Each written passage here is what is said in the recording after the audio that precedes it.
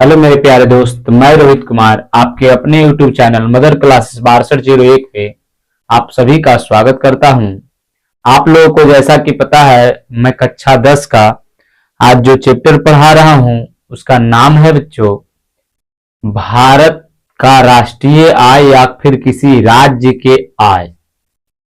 आप लोग का चैप्टर 2 है, इसमें आज लेक्चर नंबर 3 है।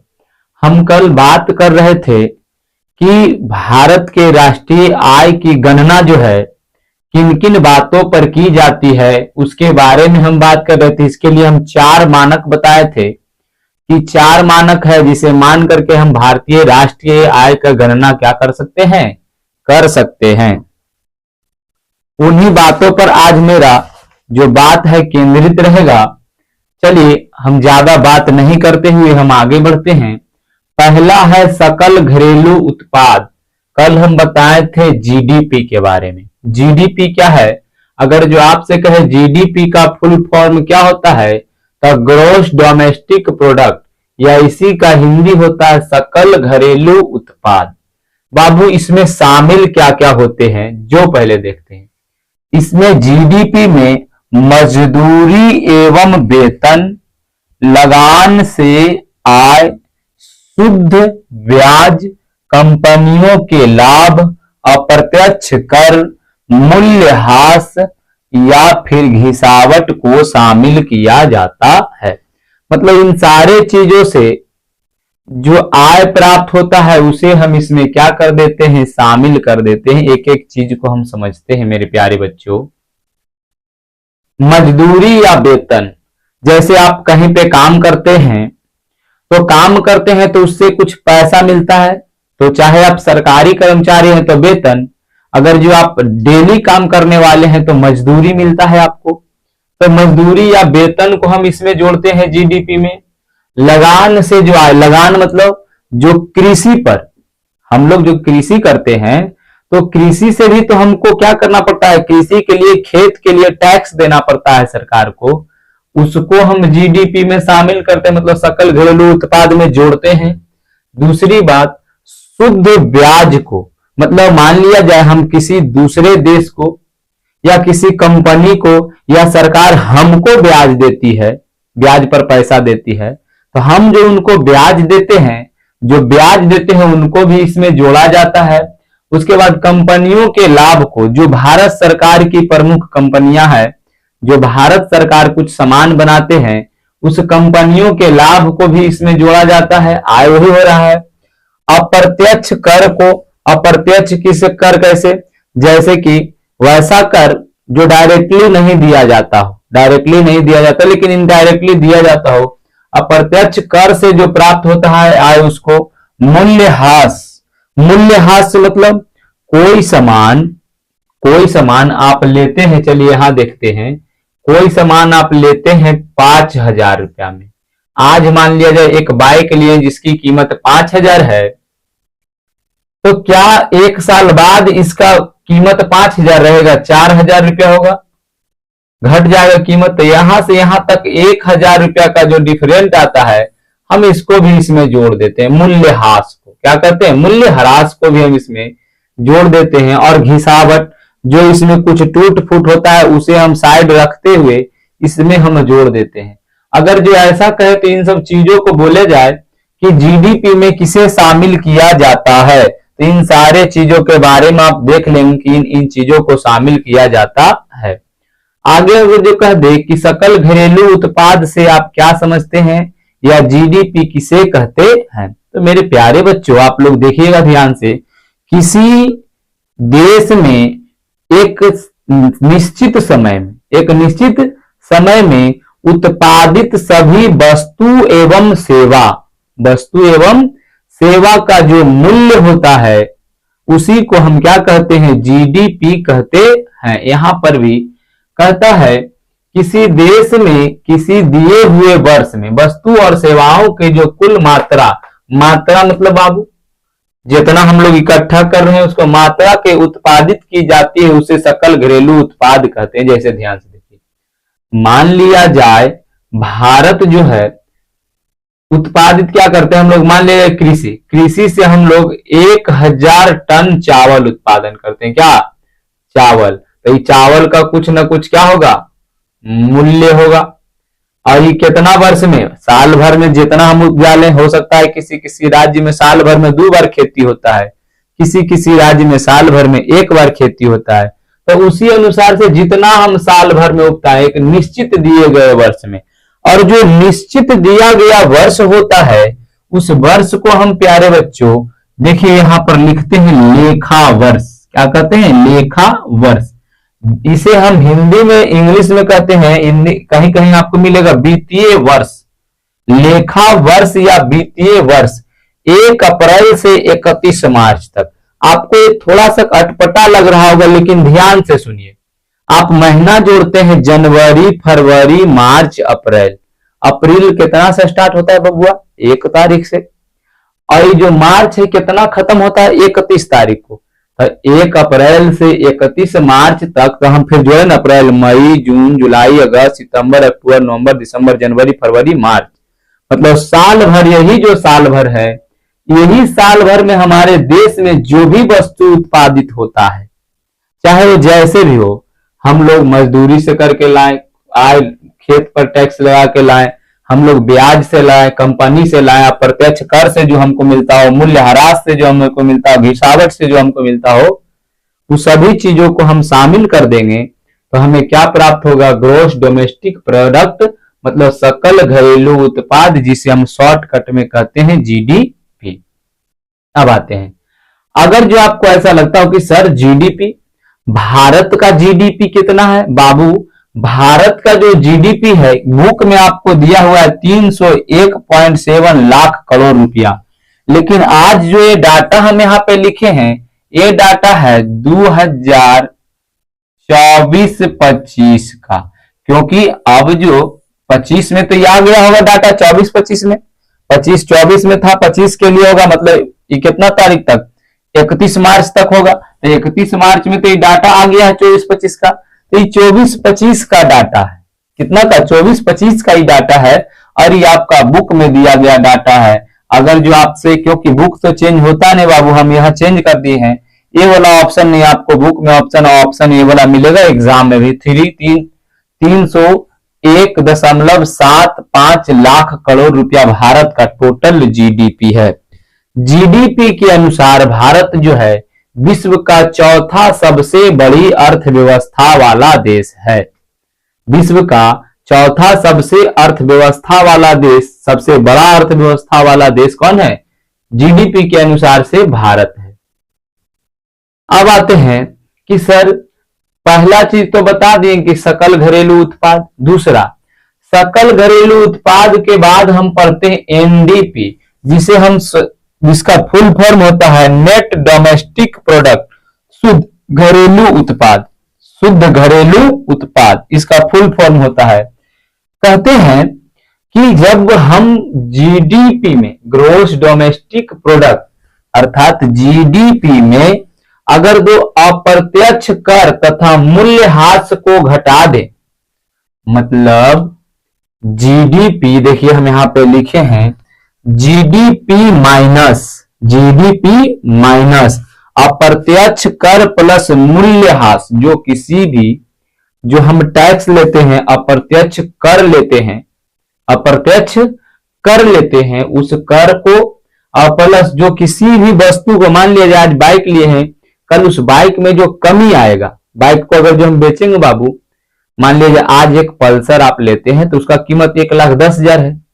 क्या आप 4 साल चलाने के बाद अगर जो उसको बेचेगा तो उसके मूल्य में कमी नहीं आएगा? जी हाँ सर, आएगा। तो वही जो मूल्यह्रास होगा, जितना का भी कमी आ जाए, उसको अगर जो हम इस जीडीपी में घटा देंगे तो हमें क्या प्राप्त होगा? NDP, net domestic product. Net domestic product मतलब शुद्ध घरेलू उत्पाद, मतलब भारत में जो टोटल रुपया उत्पादित हो रहा है, ये प्राप्त हो जाएगा हमको क्या? एनडीपी। उसके बाद जो चौथा आयाम है, जिससे हम किसी राष्ट्र या देश के आय की गणना कर सकते हैं, उसे हम कहते हैं जीएनपी। क्या कह सकते हैं, जीएनपी। बोलता है किसी देश में एक साल में, एक साल मतलब यहां पर बाबू 1 अप्रैल से लेकर के 31 मार्च, यही लेखा वर्ष या वित्तीय वर्ष में, एक लेखा वर्ष या एक वित्तीय वर्ष में, इसीलिए लिख दें एक साल के अंदर जितना वस्तुओं तथा सेवाओं का उत्पादन और मौद्रिक मूल्य को, उत्पादन जो होता है, जो भी वस्तु एक साल के अंदर किसी देश में जो वस्तु उत्पादित होती है, उत्पादित मतलब वस्तु जो बनता है, वस्तु का मतलब होता है सामान। जैसे कलम बन रहा है, मान लिया जाए, ये देखिए पेचकस बन रहा है, ये चश्मा बन रहा है, तो ये सब क्या है, वस्तु बन रहा है ना।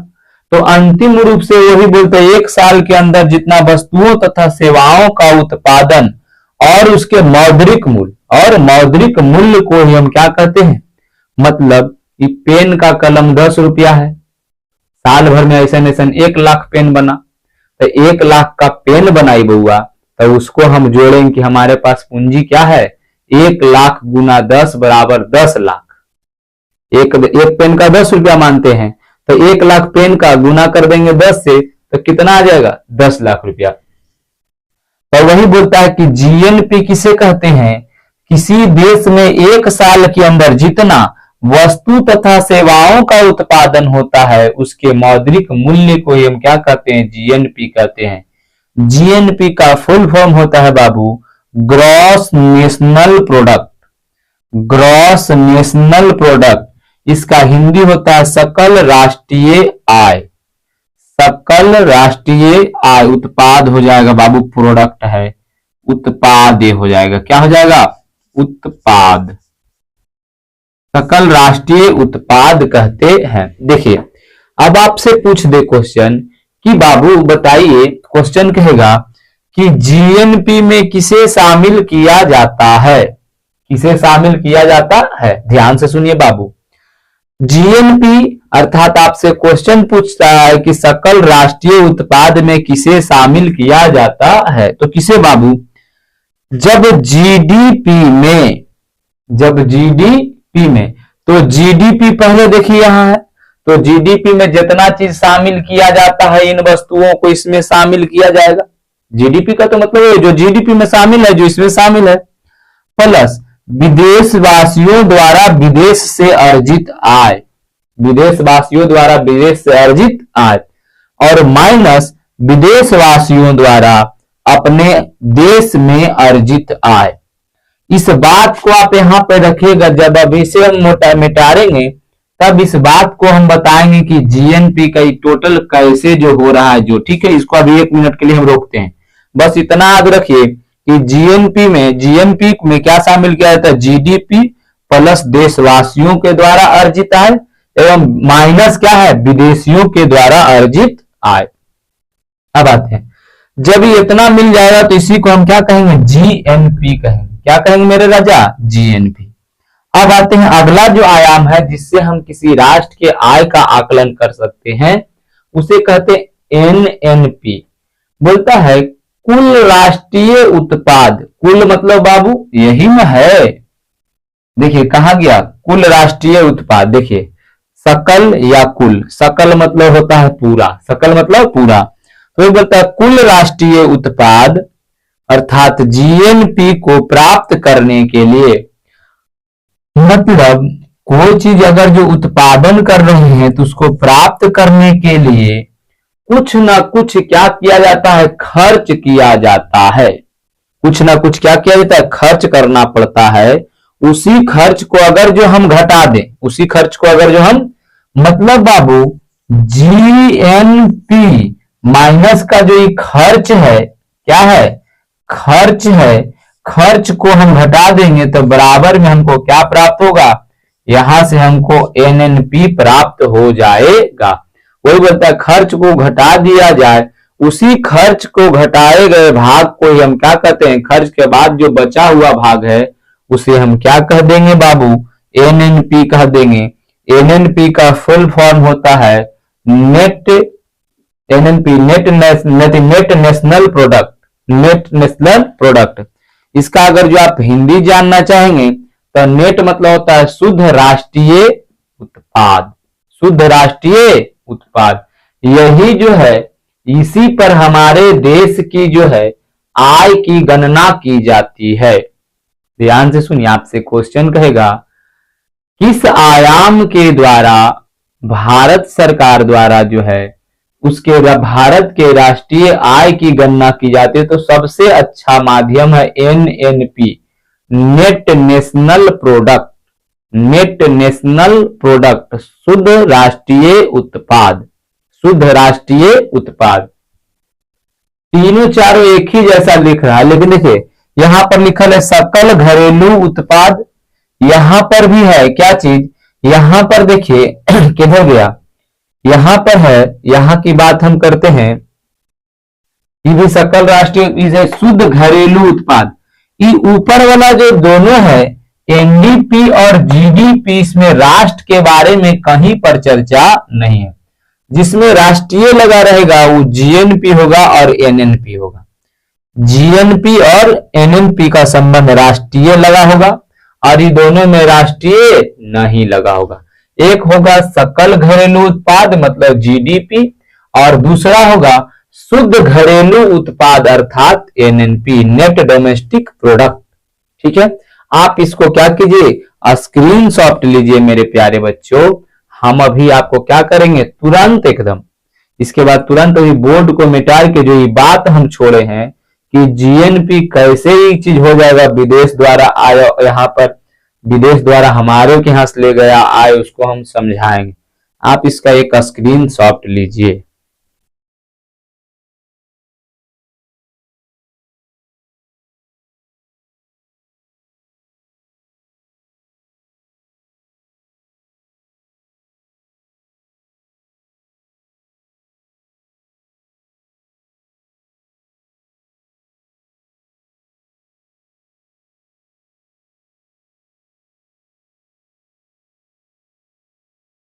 चलिए मेरे प्यारे बच्चों, अगर जो आप इसका स्क्रीनशॉट ले लिए हैं तो हम इसे मिटार करके क्या करते हैं फिर आपको बताते हैं। ठीक है, हम आगे बढ़ेंगे। अब चलिए हम बात करते हैं।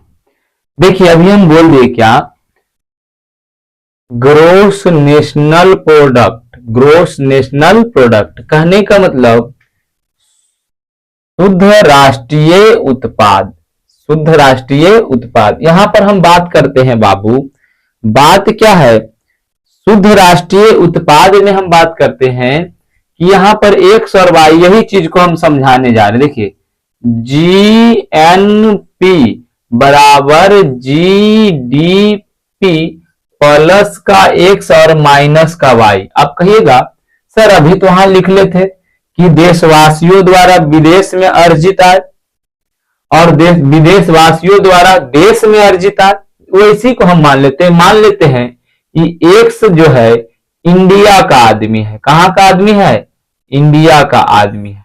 और ये जो वाई है विदेश का आदमी है। कहां का आदमी है, विदेश का। कहां का बाबू साहब, विदेश का आदमी। अब ध्यान से देखिए विदेश और देश वाला में अंतर। ये जीडीपी में अगर जो हम जीडीपी जो है, जितना चीज हम जीडीपी में शामिल करते हैं, इस जीडीपी में हम क्या जोड़ दें, एक्स जोड़ दें और वाई को घटा दें। देखिए मान लिया जाए अपना प्यारा सा जो भारत है, प्यारा सा क्या है, भारत है मेरे बाबू। भारत से कुछ आदमी क्या विदेश में रहते होंगे, तो आप बोलिए जी सर विदेश में कुछ तो आदमी रहते होंगे, और जब विदेश में ही रहते होंगे तो कुछ काम भी करते होंगे। ऐसा ही तो विदेश नहीं गए होंगे, जब विदेश में रहते होंगे कुछ काम करते होंगे, अर्थात ही पैसा कमाते होंगे। क्या कमाते होंगे, पैसा। और ये पैसा भेजेंगे कहां पे, भारत में। तो वही जीडीपी में विदेश में जो व्यक्ति रह रहे हैं वो पैसा भेजते हैं भारत में, तो उसको जोड़ देंगे। चलिए ये बात ही क्लियर हो गया। एक्स बराबर प्लस क्या है। अच्छा अब ध्यान से देखिए, मान लेते हैं यह एक कोई दूसरा देश है, विदेश इसको मानते हैं। क्या है, विदेश। कोई भी देश, वर्ल्ड का कोई भी देश हो सकता है। तो यहां से कुछ व्यक्ति तो भी भारत आए होंगे, आया ना मेरे बाबू। यहां से कुछ व्यक्ति भी भारत आए होंगे, और यहां आए होंगे तो कुछ ना कुछ क्या करते होंगे, जो आए हैं विदेशी, विदेशी जो आए हैं, विदेशी बाबू, परदेशी बाबू जो आए हैं, यहां करते क्या होंगे, काम। और ये जब काम करते होंगे तो भारत में क्या कमाते होंगे, पैसा। और पैसा कमाते होंगे तो भेजते होंगे कहां, कमा रहे हैं भारत से और भेज रहे हैं कहां, विदेश। कहां भेज रहे हैं, विदेश। जब कमा रहे हैं भारत से और भेज रहे हैं विदेश, तो ये पैसा जो हमारा ये टोटल है जीडीपी और ईएक्स, तो इसमें जो टोटल आएगा उसमें हम माइनस कर देंगे, तब ये चीज हो सकता है कि नहीं। तो वही बोलता है जीएनपी बराबर होता है जीडीपी प्लस विदेश में रह रहे हमारे लोगों का आय, अब माइनस हमारे भारत में रह रहे विदेश वालों का आय। अब आप ये लोग इस बात को समझ पा रहे होंगे कि जीएनपी में किसको शामिल करते हैं। आगे देखते हैं बाबू, ध्यान से सुनिए। बोला जाता है कि ये जो जीडीपी बराबर का जीएनपी होगा, कैसे होगा, ध्यान से देखिए।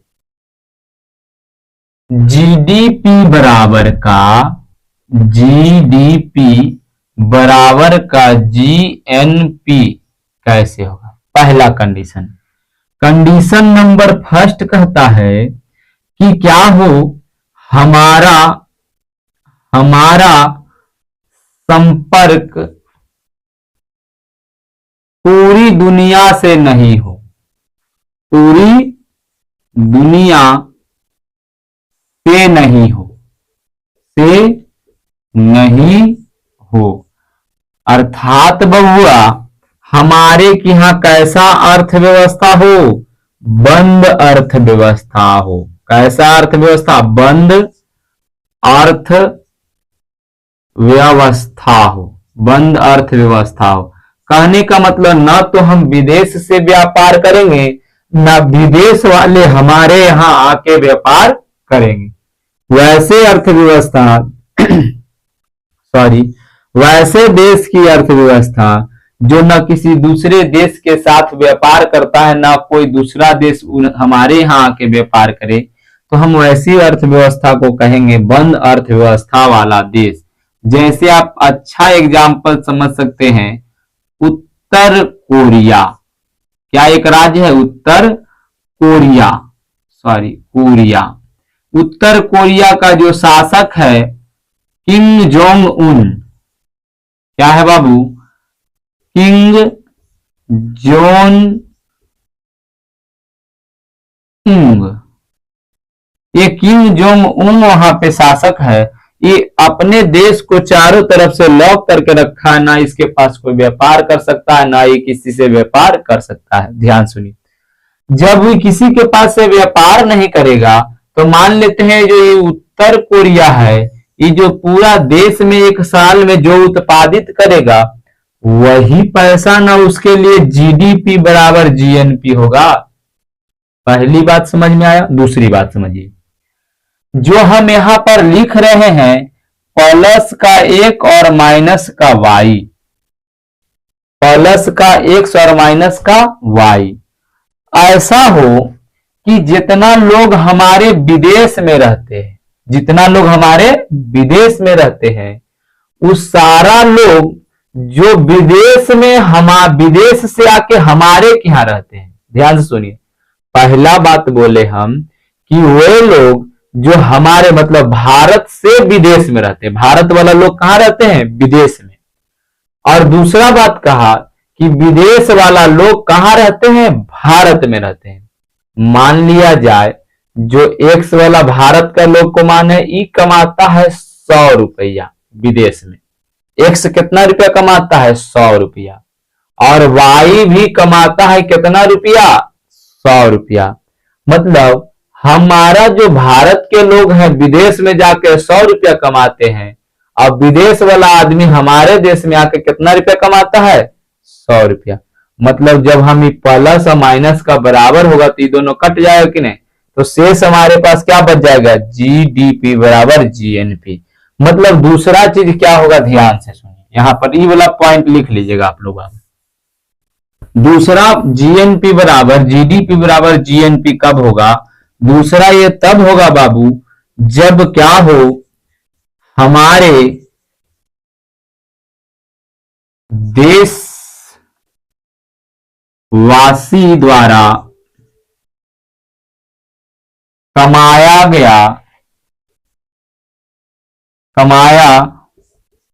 गया आय विदेशवासी द्वारा हमारे देश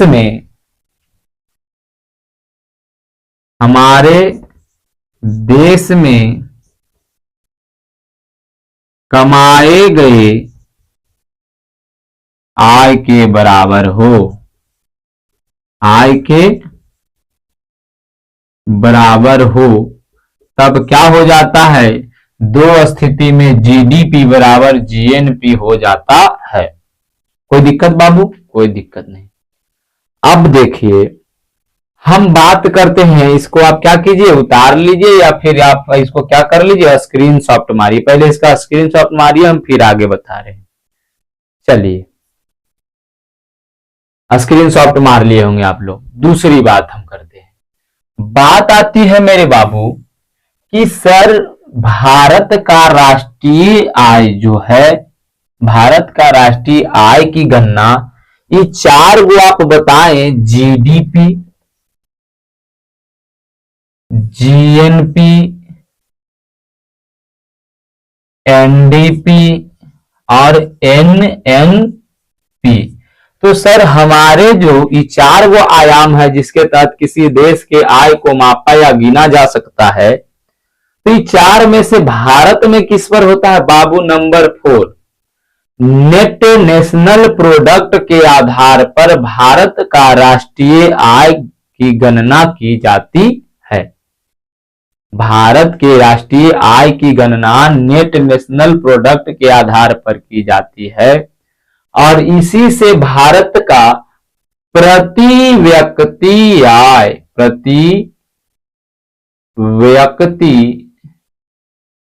आय ज्ञात होता है। आय ज्ञात होता है क्योंकि ये शुद्ध है, एकदम बचा हुआ भाग है, तो हम कह सकते हैं एनएनपी बटे देश की जनसंख्या बराबर क्या होगा? प्रति व्यक्ति आय, हाँ कि नहीं? और ये क्या होता है? ये देश के नागरिकों का, हम आगे चैप्टर में बता दिए हैं, नागरिकों का औसत होता है, औसत होता है। औसत क्या होता है? कुल परीक्षणों की योग बटे परीक्षणों की संख्या। कुल परीक्षणों का योग मतलब यहां पर कुल लोगों द्वारा कमाया गया आय बटे देश की जनसंख्या। कुल देश के निवासियों द्वारा, देश के लोगों द्वारा कमाया गया आय ऊपर है और नीचे कुल देश की जनसंख्या है, तो ये है कि नहीं? सबका औसत, नागरिकों का औसत होता है। ध्यान से सुनिए। आप लोग को लगता होगा कि सर सबसे पहले कौन ऐसे व्यक्ति हैं जो हमारे यहां राष्ट्रीय आय की गणना किए हैं? बाबू एक बुक है, ब्रिटिश रूल ऑफ इंडिया में आता है, इसमें आता है एक बुक है दादा भाई नौरोजी, जो हमारे यहां सबसे पहले राष्ट्रीय आय की गणना करते हैं।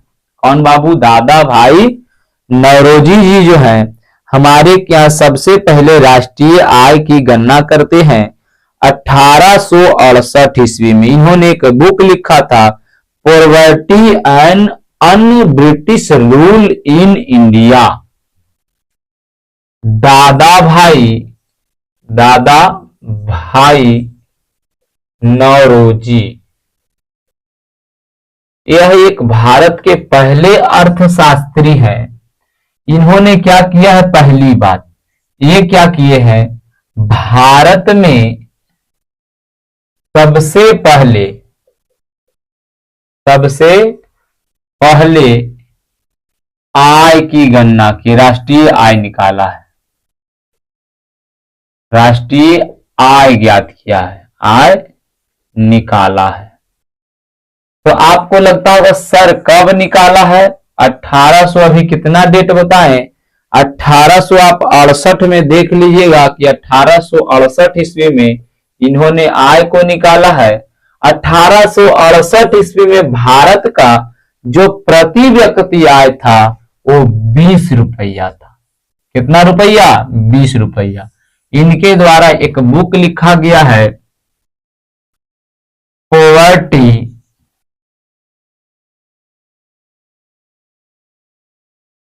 इज अन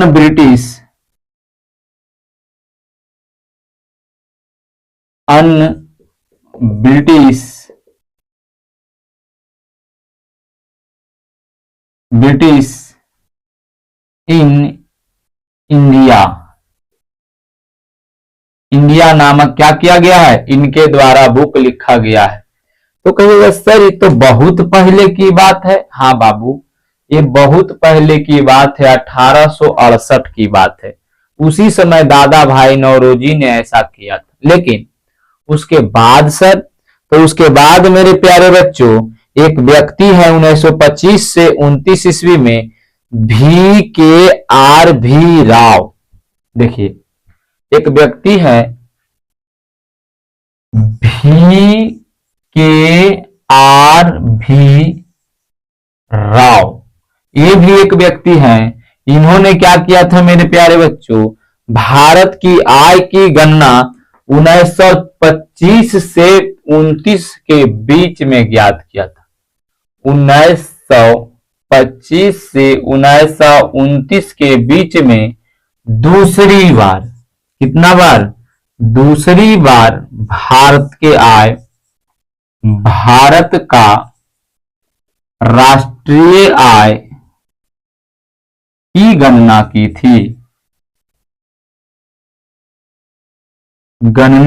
थी।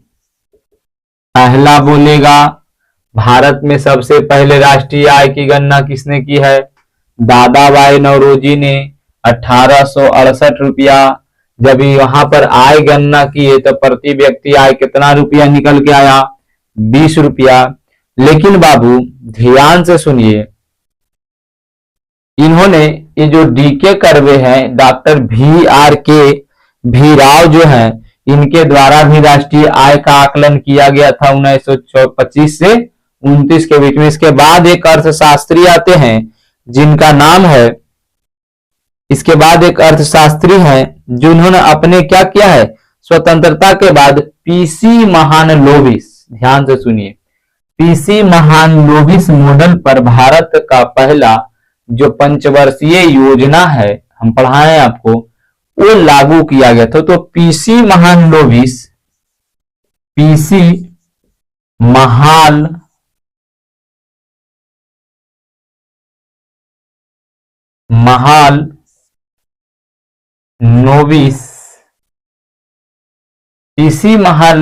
की अध्यक्षता में आजादी के बाद बोला जाता है अगस्त 1949 ईस्वी में राष्ट्रीय आय समिति का गठन हुआ।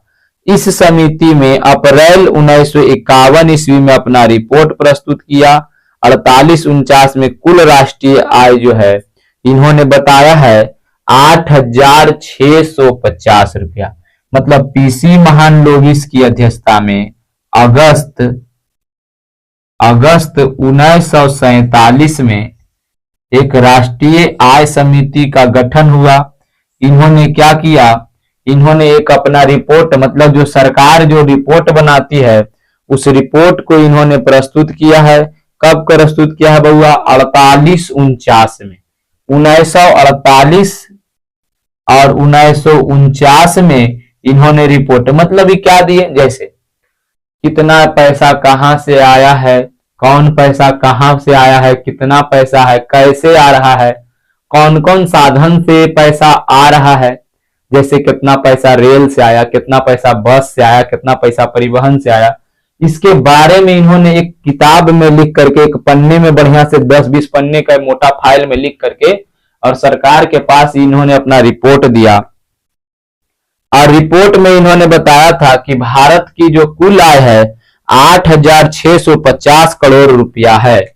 इन्होंने बताया कि भारत का आय 1951 ईस्वी में लगभग 8,650 करोड़ रुपया है, जो प्रति व्यक्ति आय 246 रुपया 9 पैसा, मतलब प्रति व्यक्ति आय 246.9 रुपया पड़ता है।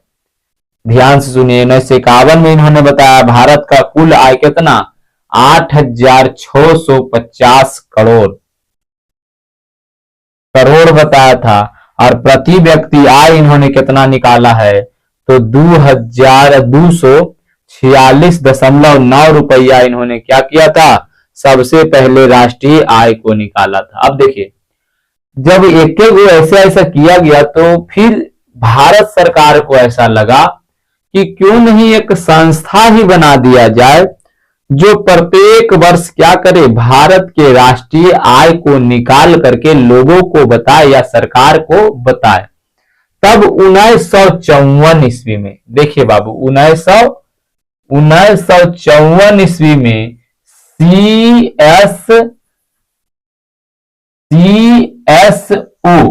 CSO बोलते हैं, सेंट्रल स्टैटिस्टिक्स ऑर्गेनाइजेशन, केंद्रीय सांख्यिकी संगठन का क्या किया गया है, स्थापना किया गया है। केंद्रीय सांख्यिकी